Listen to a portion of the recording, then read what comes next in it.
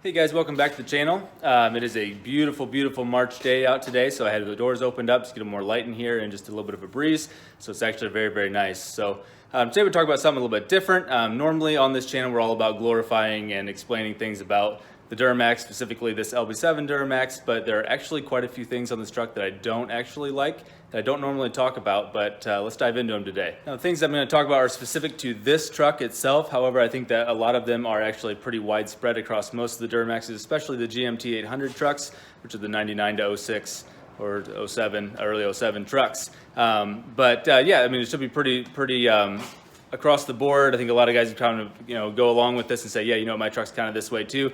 Some of them are more based on the body type you actually have versus talking crew cab versus extended cab versus regular cab. But even so, I think it'd be pretty common across the board. So let's dive in.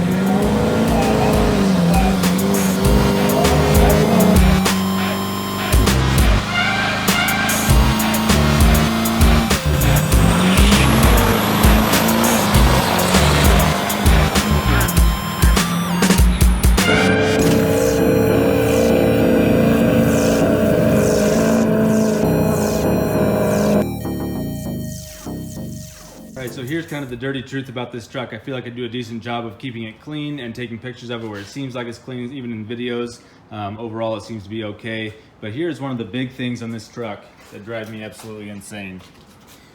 It is rusting out over the fender well like crazy, especially on this driver's side, but a little bit on the other side as well. But basically, this had started before I bought it. It wasn't really showing itself, but basically, this was a Wisconsin truck before I bought it. Now it's an Illinois truck, and it's still been driven in the salt, and this is basically just what happens to it, right?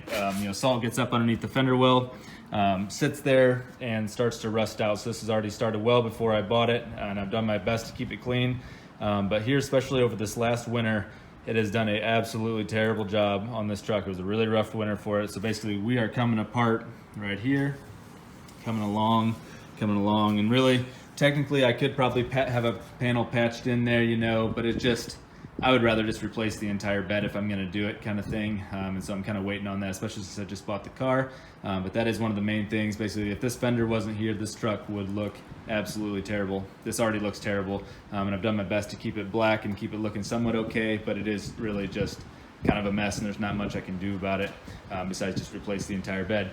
Moving along with that, this is more for the extended cab guys. The extended cab doors in these trucks rust out like nobody's business, right? Just down at that bottom lip, these doors just start to rust out really bad. And I said this whole truck was Rhino lined really inexpertly before I bought it. Once again, I'm not sure why I even bought it when it looked like that, but once again, it wasn't rusting out to this level, but it is just getting really nasty. Once again, I could probably have a panel put into it, but I would rather just replace the doors, and that's why I've been stockpiling doors and that kind of stuff, and at some point I'll have it all redone. But that is another big issue, especially on the extended cab trucks. Obviously, the rocker panels are another one. I'm not even going to barely mention them just because I think that's pretty common for everybody. But this is a truly terrible thing. There's really no good way to replace besides finding a rust-free door, having it painted unless it's already black, and having it put on. With body as a theme here, basically everybody knows this truck is an 01-02 truck that was front end swapped. Once again, I did not actually do that swap. I did the bumper, the grill, the lights, and all that kind of stuff a second time and did it much better. At least I like to think I did when I hit a deer. But even so, basically the fenders and the hood were all done before I bought it. And this is something that I think I can fix, and I've done somewhat to try to do it. But the body lines here aren't perfect. You can see that hood does not perfectly line up to the fenders itself, and it's actually a little bit more easy to see on this side. It's a little bit more of a gap on this side, and so I can probably do something about that. I have kind of loosened everything up and shimmed it up as much as possible, but there's some of it you actually just have to cut out and slot the holes a little bit farther and make things work. When I'm doing everything else, I will have all of that done as well. It's kind of just it works for now kind of thing, but it needs to be done a little bit more professionally. And honestly, I'd like to have it done instead of me trying to do it, and I think that any body man worth his salt could actually do that. Probably not that bad of a job, but it is what it is for now. So basically that's my body that I'm struggling with a little bit here, but it looks okay for now, and I try to keep it clean, and it does a decent job. And so overall, it still looks decent from afar. But basically, just to be completely open and honest with you guys, that's the body on this truck.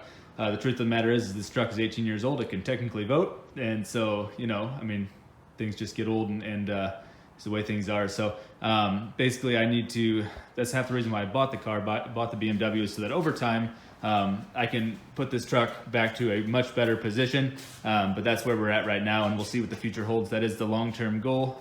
We'll see if that changes or not, but that is my plan as of right now. All right, the next complaint I have about this truck is the ride quality of the truck itself. And granted, I think part of that is my own doing. You know, basically put traction bars on a truck, and generally it's going to, it's going to stiffen the whole rear end of the truck up quite a bit, just because it's not allowing that axle to move the way it could. And so just because of that, I feel like it rides pretty stiff, and it wouldn't be that bad. You know, if you're on interstates and that on quality kept up roads, it's not really a big deal.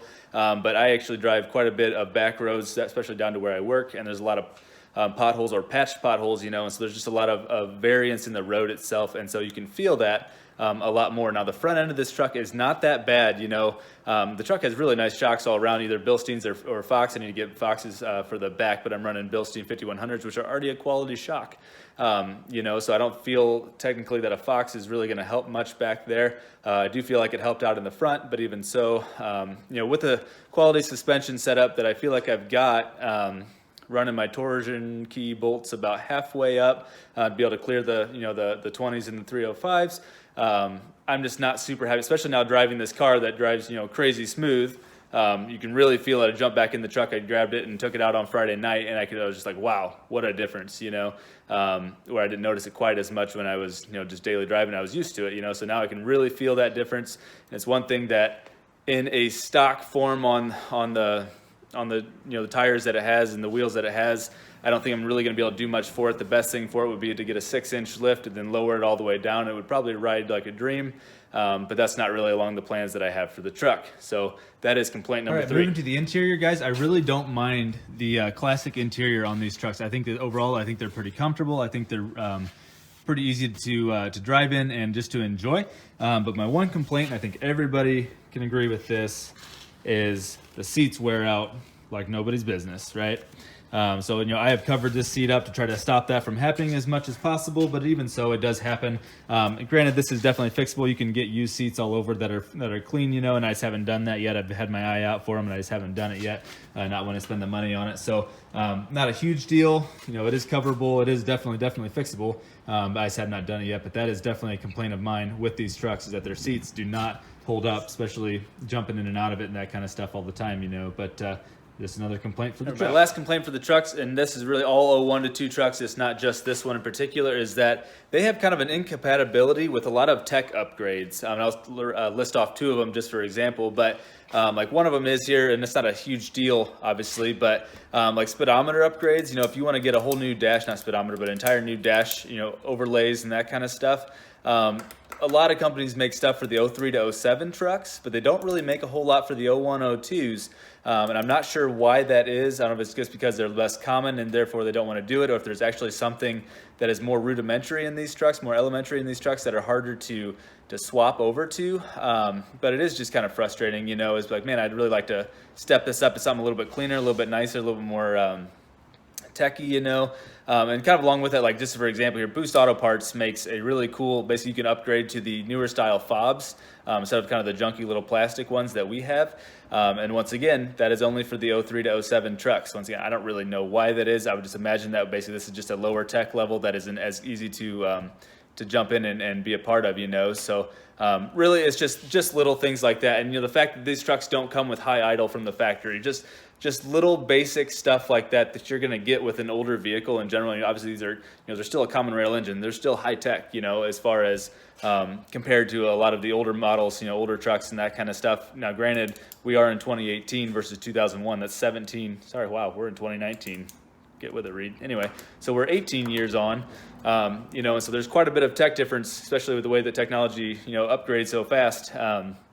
Between these trucks and the new ones, but even so, those are just a couple things that I've got that I really kind of irk me on this truck a little bit. Now, all that being said, I absolutely love this truck to death. If I didn't, I wouldn't be doing this channel. I wouldn't own it. I wouldn't, have put the money into it that I have to be able to play with it and that kind of stuff, and so obviously I've already told you my long-term goal is to completely redo this truck, basically frame off restore, we will see when/if that ever happens. It might be a very long process. Like I say, I have been starting to kind of get some different body panels and that kind of stuff. But once again, I just bought the car, so I'm a little bit, don't want to spend a ton of money right now. But even so, kind of for the future, that was the point of that. So anyways, guys, I'm curious of your thoughts. What are things on your trucks that you love or do not love?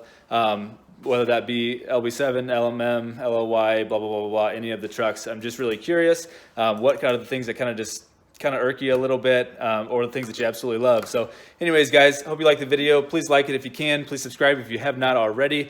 Keep tuned, guys. We are probably going to go out and see which of these vehicles is just a little bit faster. I'm pretty sure I already know, and I'll be really upset if I'm wrong, but we're going to probably try to do that here in the next week or two, just kind of see where it's at, and we maybe, I won't say a whole lot, we'll see where we're at, but we might have some upgrades coming for the truck, kind of seeing how all that plays out. But anyways, guys, thanks for watching. Have a great day.